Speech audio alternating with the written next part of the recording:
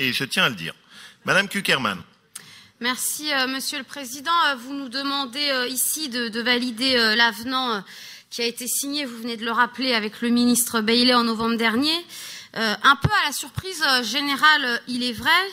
Le CPR, le contrat de plan État-région, est un document important et cet avenant que vous nous proposez annonce donc les orientations du prochain contrat.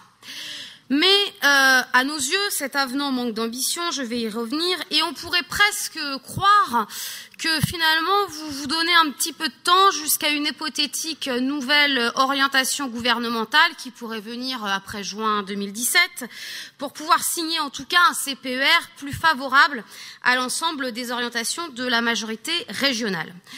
Vous me voyez donc déçu quant à cet avenant, car après un lancement en si grande pompe, la montagne accouche finalement d'une souris.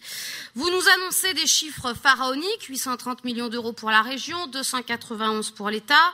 Tout cela a de quoi donner le vertige, mais y regarder de plus près, nous ne voyons ici, en lieu et place d'un avenant au CPER, qu'un mauvais patchwork, un mauvais rassemblement des politiques de la nouvelle majorité régionale.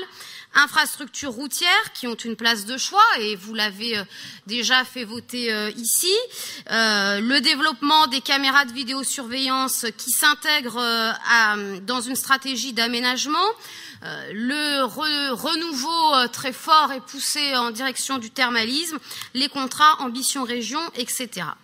En fait, vous contractualisez ces nouvelles pratiques de distribution des subventions régionales. Je n'en rajoute pas sur les crédits nouveaux de l'État, car la version finalement du ministère est un peu différente du rapport qui nous est présenté, puisqu'ils chiffrent pour leur part à 31,7 millions d'euros. Je ne doute pas que vous avez une explication à cela et que vous nous en ferez part à la suite des interventions générales.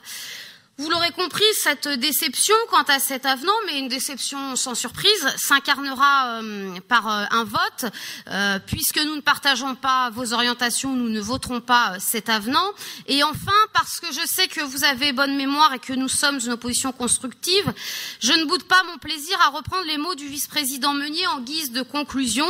En effet, il s'exprimait en mars 2015 dans cette même assemblée à propos du CPER sur lequel porte aujourd'hui cet avenant. Il disait, je cite, « L'intégration de politiques de droit commun qui n'ont rien à faire dans le CPER, de recyclage de fonds déjà dédiés par ailleurs, tout cela pour nous faire croire à un engagement fort qui n'en est pas un dans les faits. » Je vous laisse apprécier ces propos et en l'état, notre groupe ne votera pas cet avenant.